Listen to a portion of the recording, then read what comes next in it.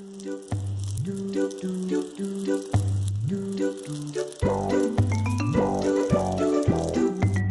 good? What do you think? Oh, now pancakes are on the floor. Okay, well, seems like they're baby approved. Hey guys, in this video I'm going to be showing you an original recipe, kind of, sort of. It's peach cobbler vegan pancakes. So I'm taking the original recipe from Bisquick and I'm veganizing it, and I'm adding my own twist and making them peach cobbler flavored. So here's what they look like as they're cooking. I tried a bite of the ones that were already done. They're very delicious. I would recommend definitely adding in some maple syrup to these. So as I'm cooking them, this is what the mixture looks like. And these are the ones that are already done. Like I said, they're baby approved and they're mama approved, so I hope you enjoy. What you will need for this recipe is some standard Bisquick, and in case you didn't know, Bisquick is already vegan as it is. If you look in the ingredients, the only allergen listed is wheat ingredients. Other than that, we're good. Completely vegan. Instead of using regular eggs, we are going to use neat eggs. These were purchased at Target, and they're about $6 and change, and they're completely vegan, soy-free, gluten-free, non-GMO, and guilt-free. Ooh, wouldn't want any guilt in there now, would we? So what you do is you take 2 tablespoons of water, 1 tablespoon of this stuff, mix well, and that equals an egg. And it's made with chia seeds and garbanzo beans. This brand is good. They have, oh hello baby.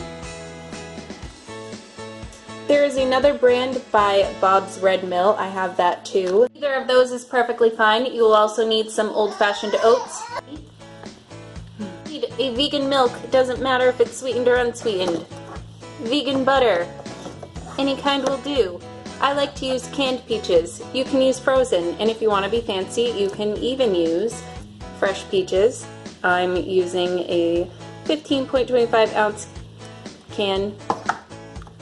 You're going to need some cinnamon, but if you want to be fancy like me, you can use pumpkin pie spice. If not, cinnamon is just fine. Did I already say you need a skillet? Because you need a skillet, a spatula, and for tools you're going to need a cutting board, a knife, spoons, a dirty counter, 1 cup measurement, a ½ cup measurement, a large mixing bowl, one of these things, a whisk, and a ladle. To be doubling the original recipe that comes on the box, so instead of 2 cups of Bisquick, I'm going to be using 4 cups of Bisquick.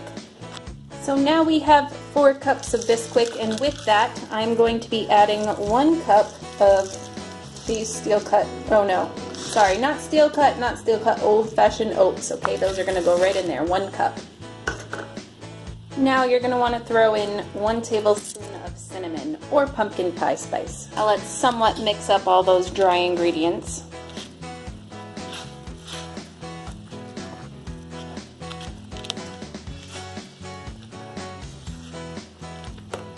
Now we're going to be creating 4 eggs using the neat egg. So for this I'm going to use 4 tablespoons of this and then 8 tablespoons of water, and I'm going to mix it all together in here. It looks eggy, guys. It looks lumpy and disgusting, but it gets the job done. It's working the same way an egg would, I suppose. I've tried different ways to make pancakes without eggs, like a mashed banana. I've tried different things, and I have a feeling this is going to be the best. That wet mixture right into the center of the bowl. Get in there. Oh, it kind of like, ooh, look, slimy. Literally just like an egg, so just going to get that all in there. We're adding in 2 cups of non-dairy milk. Before I add the peaches or anything, I'm just going to whisk all of this together. All that, you should have something that looks like this, and make sure to leave your milk nearby because sometimes the mixture is a little too thick. You might need to thin it out with some more milk. So I think I might do that, and after this we're going to move on to the peaches. A few peaches like this at a time and then cut them up into small pieces. This is how small my pieces are, so I'm going to do this to the entire can, and then I'm just going to add it to the mixture. I've added the vegan butter to the skillet. I've turned it up to about 225 degrees. And you can kind of adjust that as you see the pancakes cooking. Obviously, if it's burning too quickly, then turn it down. And, you know, if it's cooking too slow, then turn it up. Pretty self-explanatory.